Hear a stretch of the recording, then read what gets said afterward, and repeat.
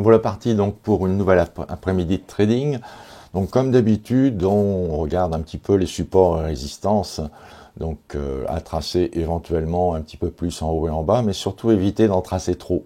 Si on les trace trop, on s'y retrouve plus, on a des traits partout, c'est horrible. Il faut vraiment essayer de garder les supports et résistances qui sont vraiment utiles.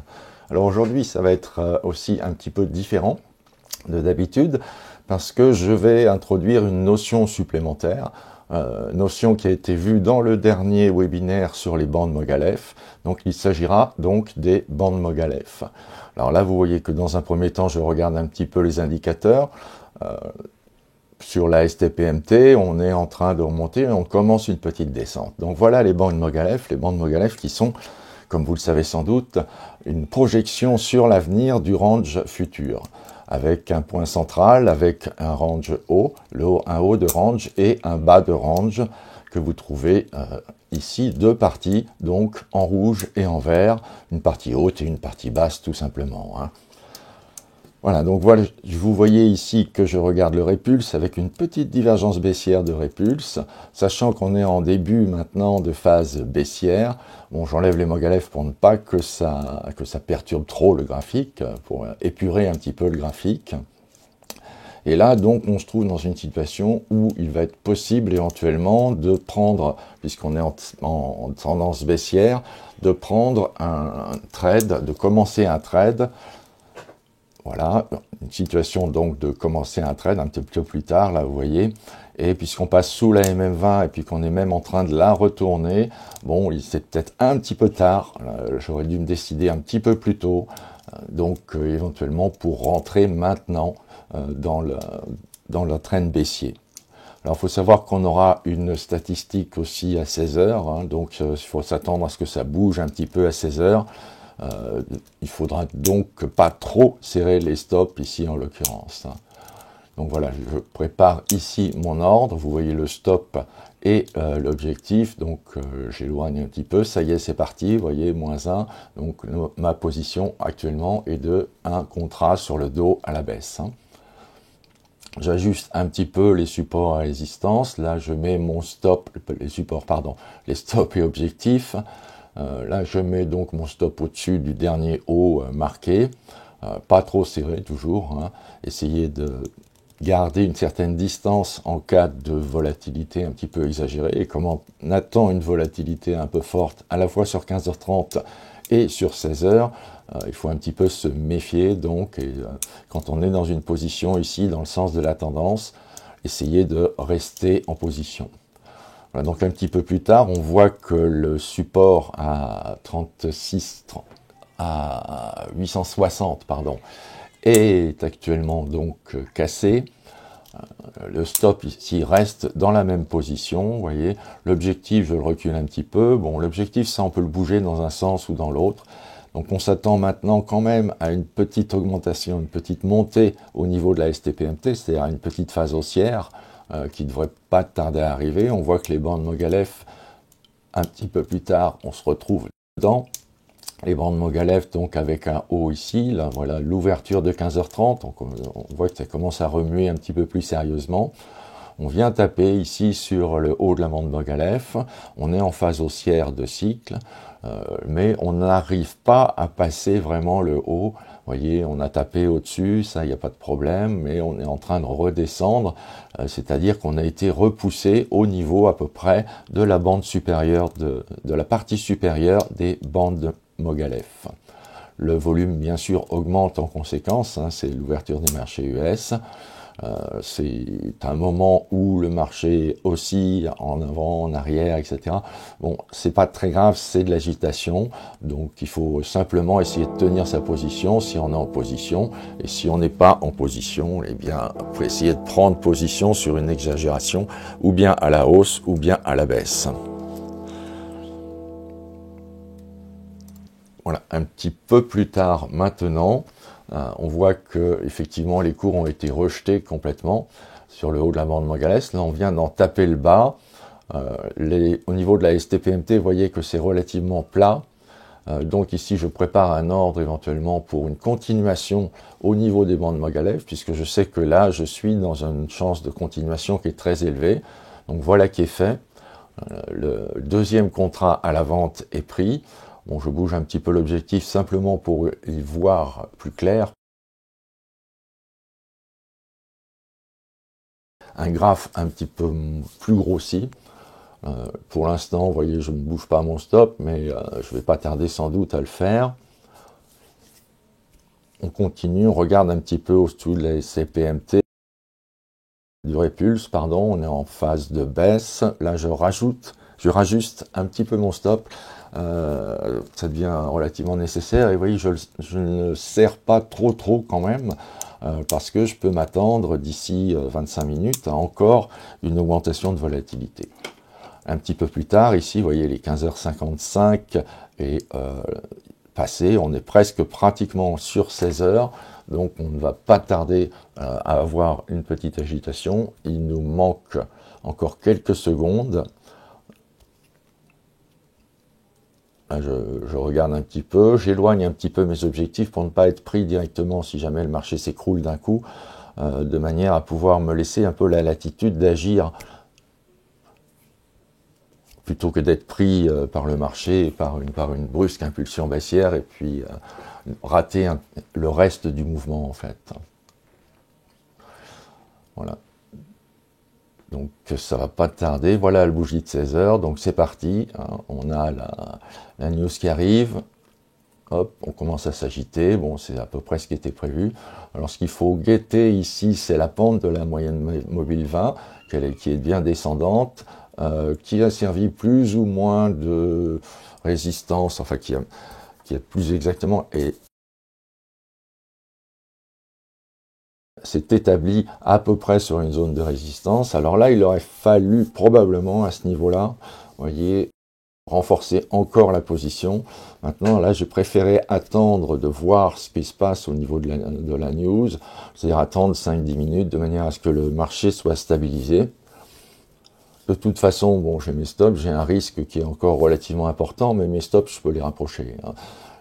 Donc, c'est pas un problème. Les stops, on peut toujours les rapprocher, mais pas les éloigner. C'est pour ça que j'évite de trop les rapprocher avec trop de hâte.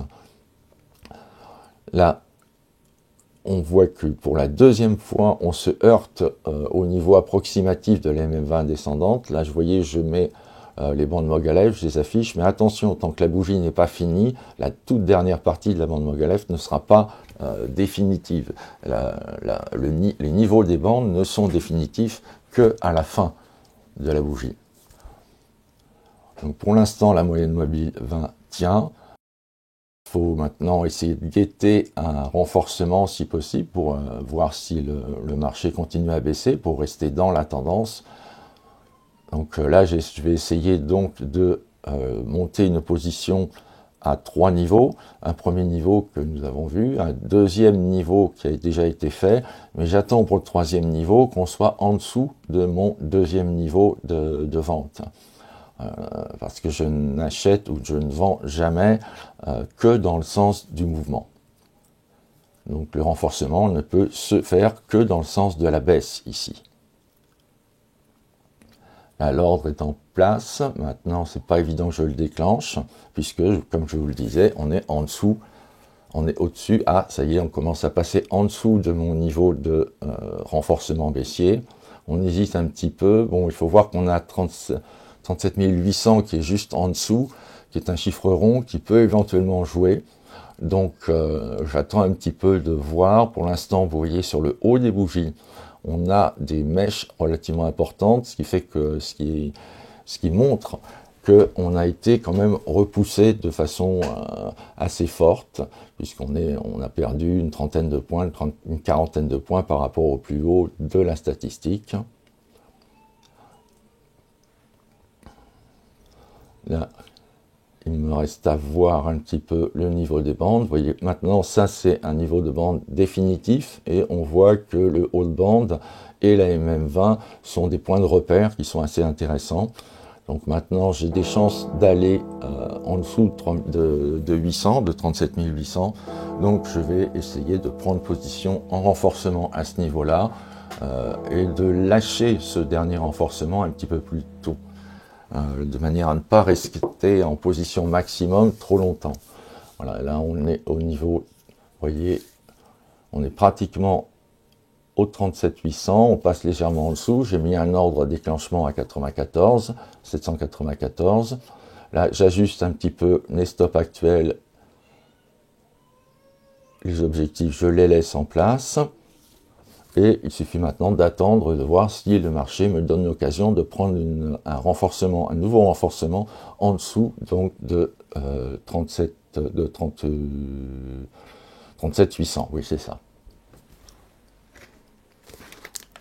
Pendant ce temps, je vérifie un petit peu. Je vois que la STPMT est relativement plate, que j'ai quand même une zone de résistance au niveau des hauts de stat.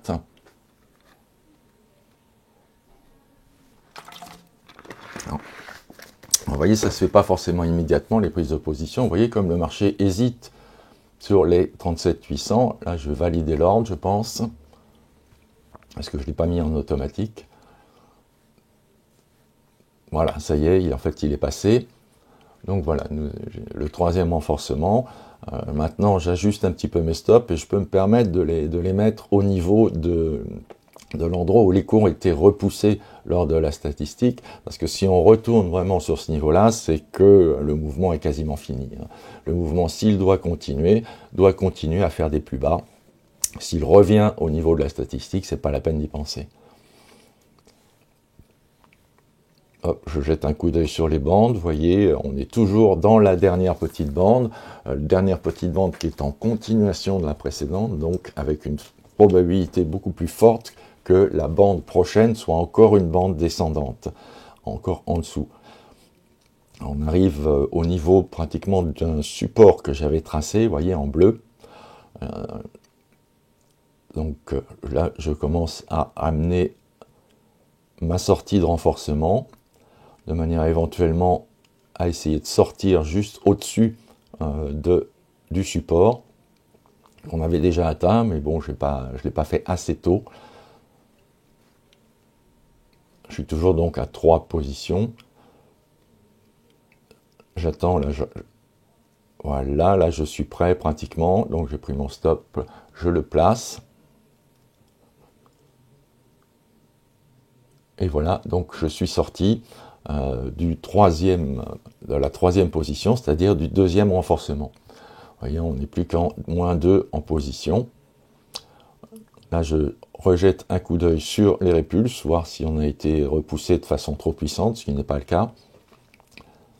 Un petit peu plus tard, vous voyez que le marché continue à descendre. Il est maintenant passé en dessous du support. Bon, j'aurais pu attendre un petit peu éventuellement pour lâcher le deuxième renforcement. Mais bon, on ne sait jamais exactement ce que va faire le marché. Il ne faut pas rêver. Et comme bon, on était en position qui était un petit peu forte à 3 contrats, c'est assez vite fait. Et c'est très sécurisant maintenant d'inverser le sens du trade. C'est-à-dire au lieu de rajouter des contrats, au lieu d'augmenter les positions, maintenant je vais m'attacher à lâcher les positions aussi bien que possible. Toujours la STPMT qui est relativement plate, une grande bougie baissière. Alors ça c'est une petite crainte, une grande bougie baissière, parce que ça peut signifier quand même la fin du mouvement. Donc il faut commencer à se méfier un petit peu là.